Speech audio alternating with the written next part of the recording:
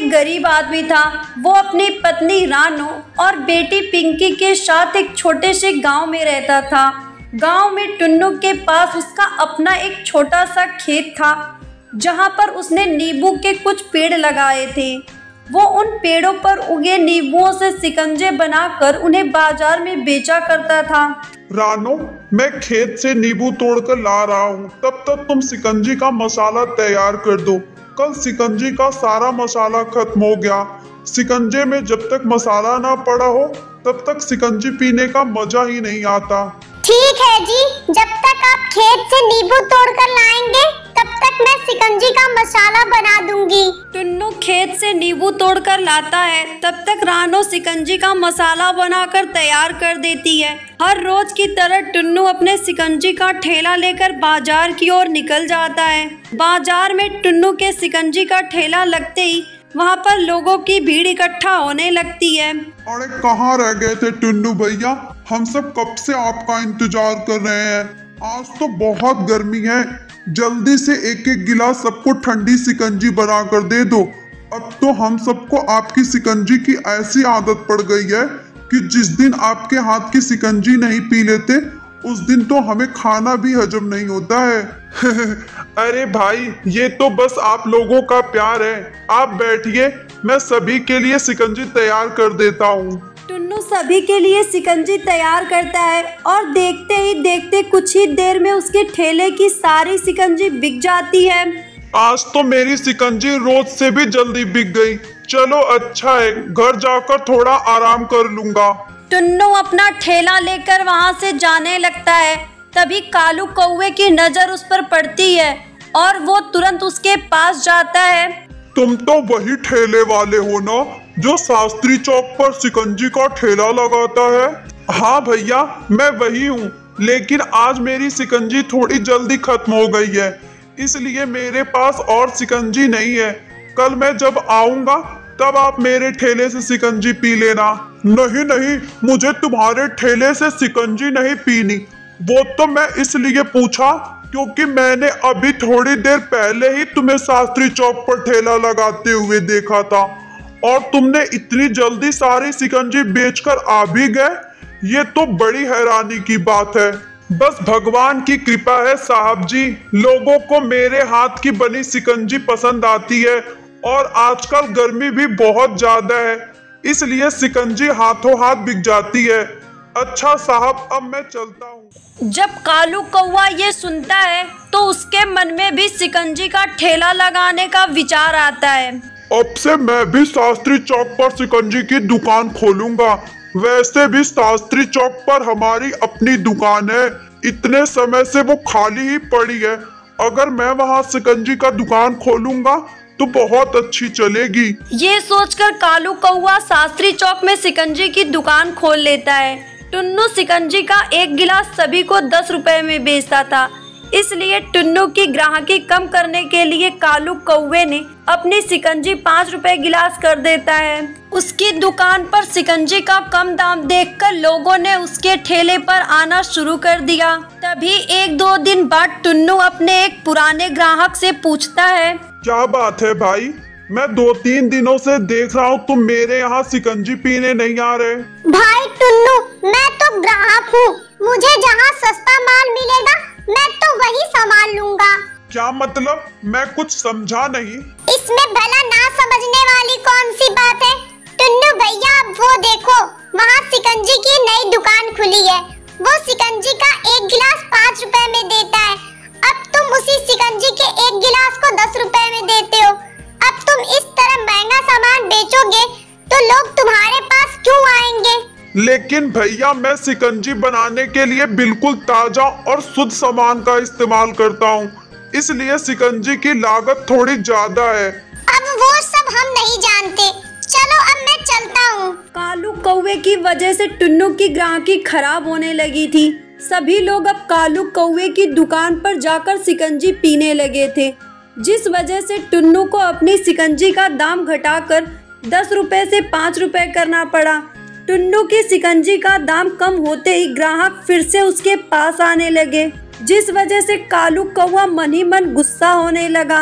ये शिकंजी वाला तो बड़ा ही चालाक निकला, अगर मैंने शिकंजी का दाम और कम किया तो मुझे तो घाटा हो जाएगा, और अगर ये इसी दाम पर शिकंजी बेचता रहा तो मेरे यहाँ तो कोई शिकंजी खरीदने नहीं आएगा। मुझे कुछ ना कुछ करके इसका ठेला यहाँ से हटवाना पड़ेगा। टुन्नू की सारी शिकंजी बिकने के बाद कालू कौवा टुन्नू के पास जाता है और उसे जाकर धमकाने लगता है। तेरी वजह से लोग मेरी शिकंजी के ठेले पर नहीं आ रहे हैं। या तो तू अपनी शिकंजी का दाम बढ़ा ले या अपना ठेला लेकर यहाँ से 9 2 11 हो जा, कहीं और जाके अपना ठेला लगा। अरे भाई, मैं भला यहाँ से अपना ठेला लेकर क्यों जाऊं? मैं तो सालों से ही अपना ठेला यहीं पर लगा रहा हूँ। अगर यहाँ से किसी को जाना है तो तुम जाओ। वैसे भी जब तुम्हें पता था कि यहाँ पर इतने सालों से मैं शिकंजी बेचता हूँ, तुम्हें भला यहाँ पर शिकंजी का ठेला लगाने की क्या जरूरत पड़ी? अच्छा, तो अब तू मुझे सिखाएगा कि मुझे क्या करना चाहिए और क्या नहीं। तू अपना ठेला लेकर यहाँ से कहीं और चला जा, नहीं तो तेरी सेहत के लिए ठीक नहीं होगा।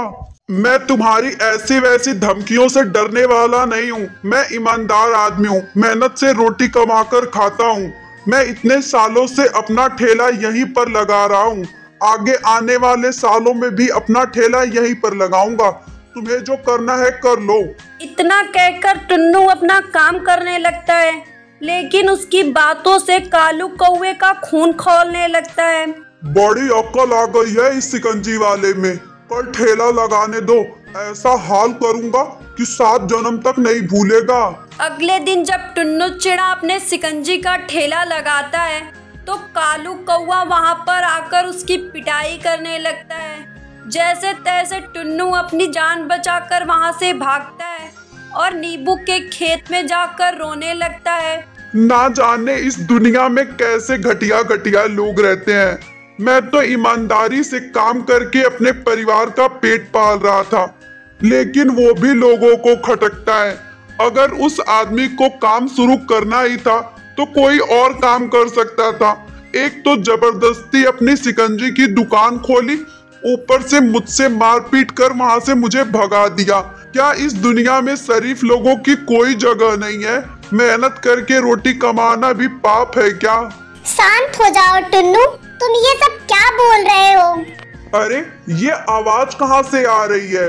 मैं तुम्हारे खेत की नींबू हूँ। जब से तुमने इस खेत में पहला नींबू का पेड़ लगाया था, तब से मैं यहाँ पर हूँ। लेकिन तुम मुझसे बात कैसे कर पा रही हो? मैं तुमसे बात इसलिए कर पा रही हूँ क्योंकि मैं एक जादुई नींबू हूँ। मैं तुम्हें परेशान देखी और तुम्हारी बातें सुनी तो तुमसे बात करने के लिए यहाँ चली आई। मुझे जरा ठीक से बताओ, आखिर तुम इतने परेशान क्यों हो? जादुई नींबू के पूछने पर टुन्नू उसे सारी बात बताता है, जिस पर जादुई नींबू बहुत ज्यादा गुस्सा हो जाती है। उस आदमी की इतनी हिम्मत कि उसने तुम्हारे साथ ऐसा किया, मैं उसे छोड़ूंगी नहीं। मैं उसे ऐसा सबक सिखाऊंगी कि वो खुद आकर तुम्हारे पास माफी मांगेगा। इतना कहकर जादुई नींबू वहां से गायब हो जाती है और कालू कौवे के घर पहुंच जाती है। अपने सामने जादुई नींबू को देखकर कालू कौवा बहुत ही डर जाता है। अरे अरे, ये भला कैसा नींबू है? इसके तो हाथ पैर और आंखें भी हैं। कहीं तुम कोई भूत तो नहीं हो? मैं कोई भूत तो नहीं हूँ, लेकिन तुम्हारे सारे भूत अभी उतार देती हूँ। तुमने जो टुन्नू के साथ किया है उसका अच्छी तरह से बदला लूंगी तुमसे। इतना कहकर जादुई नींबू उसकी पिटाई करने लगती है। अरे छोड़ दो, मुझे बहुत दर्द हो रहा है। तुझे तो मैं बिल्कुल नहीं छोड़ूंगी। तूने टुन्नू जैसे शरीफ आदमी के साथ इतना बुरा व्यवहार किया, उसे इतना मारा पीटा, ऐसा करते हुए तुझे शर्म नहीं आई? मत मारो मुझे, मैं तुमसे वादा करता हूँ मैं खुद जाकर टुन्नू से माफी मांग लूंगा और फिर उसे कभी परेशान नहीं करूंगा। जादुई नींबू की बात से कालू कौवा बहुत ही ज्यादा डर जाता है और जाकर टुन्नू से माफी मांगता है। अगले दिन टुन्नू अपना ठेला लगाता है। उस दिन के बाद से कालू कौवा उसे कभी दिखाई नहीं देता। उसके बाद टुन्नू जादुई नींबू के पास जाता है और उसकी मदद के लिए उसे शुक्रिया अदा करता है। उस दिन के बाद से जादुई नींबू उसके पास रहने लगती है।